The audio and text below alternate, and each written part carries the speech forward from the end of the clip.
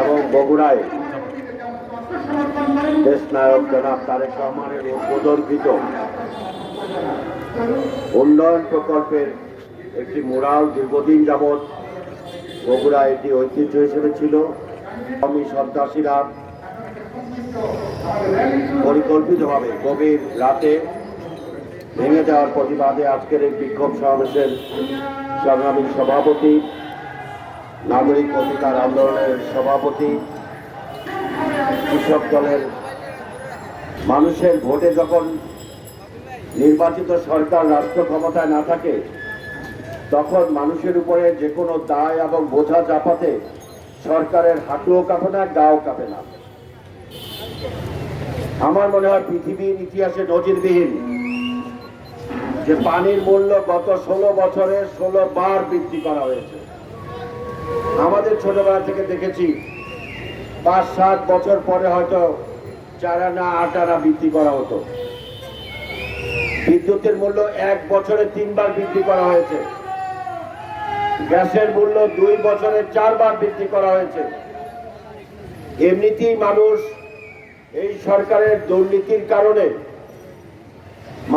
সাধারণ মানুষ নিত্য প্রয়োজনীয় দ্রব্যমূল্য তারা ঠিকমতো কিনে স্বাভাবিকভাবে দিন যাপন করতে পারছে না।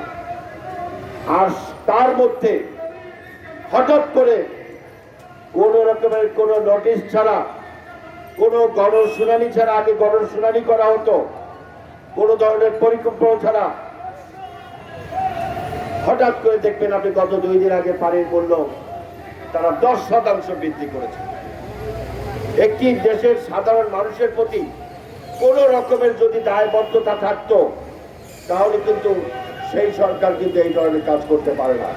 অর্থাৎ এই অনির্বাচিত নিশিরাতের সরকার, আমি জানি স্বামী মার্কা এই স্বৈরাচারী হাসিনা সরকার যতদিন পর্যন্ত ক্ষমতা থাকবে ততদিন পর্যন্ত তাদের লুটপাটের পরিকল্পনা, লুটপাট যাতে সঠিকভাবে করতে পারে সেই কারণে জনগণের নিত্য প্রয়োজনীয় যে সমস্ত বিষয় পানি, গ্যাস, বিদ্যুৎ যেগুলি ব্যবহার না করে পারবে না সেইগুলির উপরে তারা অবৈধভাবে অযৌক্তিকভাবে ট্যাক্স বসিয়ে মানুষকে আজকে হয়রানি করছে।